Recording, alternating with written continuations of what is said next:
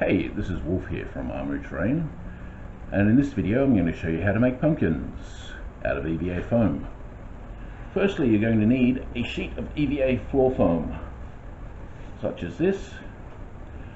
On this sheet you're going to need to draw 8 straight lines all the way across the sheet, although you can cut them down to make them smaller.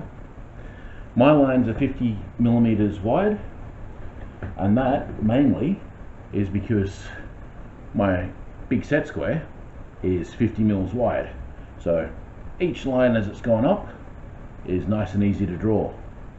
You also need to draw 2 circles. Now I find that a paint tin, a 2-litre paint tin, is just about the right diameter for these circles that are 15cm roughly across. So you get the entire pumpkin out of one sheet of foam.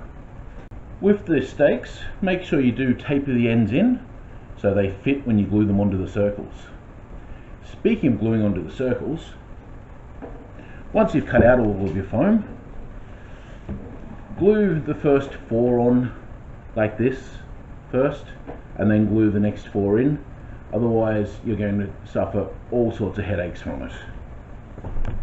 Once they're all glued together, grab a short bit of pine or other timber, or maybe even a cardboard roll or anything you can get. This is just a spacer, and you're going to screw this to the base of this and then screw the top on and glue these to it. Here's one I prepared earlier.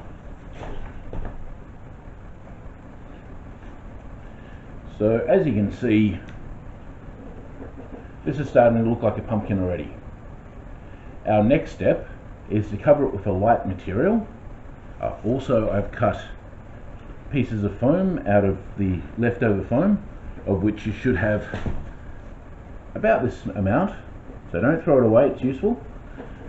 I've cut the stem out of it and hot glued it on as well. Stems are good because you can pick the pumpkin up by it. Right, our next step is to get some light material. I like the Chuck's cloths. This is a no-name Chuck's cloth from Bunnings. It just happens to be orange because I'm colorblind. Ha! Yeah, right. Okay.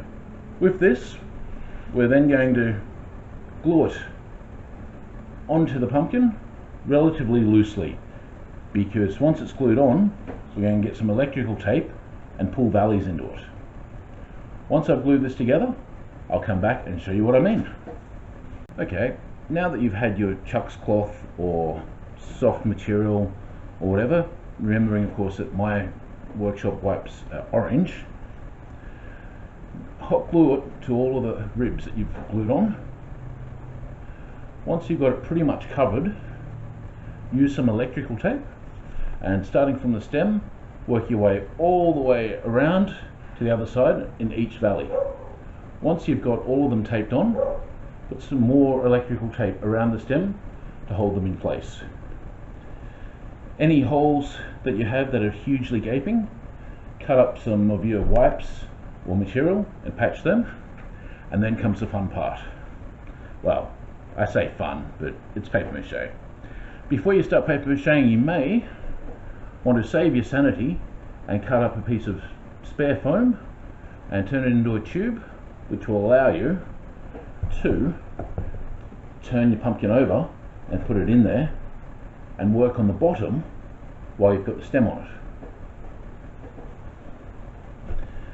it. Okay, so I'm watering down some PVA glue. I've got about 2/3 glue and 1/3 water here in the bottom of a soft drink bottle, because I'm going to be throwing it away at the end of this, and you know, waste not, want not. Start brushing your mixture onto your material, being nice and generous because it will soak it up quite happily. Then when you've got some on, grab a tissue. Yes, a tissue.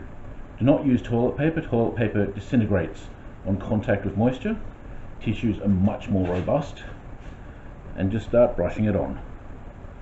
And in about 2 hours you should have a nice solid pumpkin with 6 or 8 layers of tissue paper, which will dry rock hard because you're using PVA wood glue. Please use the wood glue. If you use any of the homemade glues, like say flour and water, the first thing that'll happen to your pumpkin is that everything will want to eat it. And since you want to keep your pumpkin for more than a week or two, well, I do, because I use them year after year, I suggest the better the PVA glue, the better, because nothing eats it, and it sets nice and hard. So as you can see, nice easy coverage. Just keep brushing the glue onto it. You will go through a fair bit of glue this way, but it's the price of getting a decent shaped pumpkin. Well, here we are with the first couple of layers of paper mache on the pumpkin. As you can see, by adding the tissue paper, it's giving it a nice texture. And don't be afraid if you get lumps and bumps, because after all, pumpkins have all sorts of warts and interesting things on them. So I could use a hairdryer to speed up the drying on this, but you put it all together with hot glue. You don't want to heat it up too much, because it might just spring apart, which would be bad. So anyway, we've gone from an open rib, covered it in the material, and then paper mache it.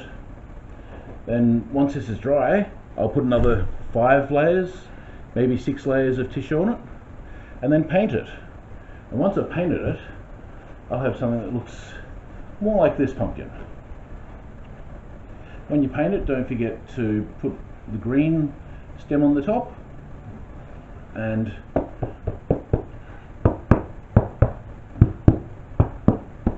this one I think is 2 years old, and it's nice and sturdy. So yeah, Halloween's just around the corner, guys. Go out and make something.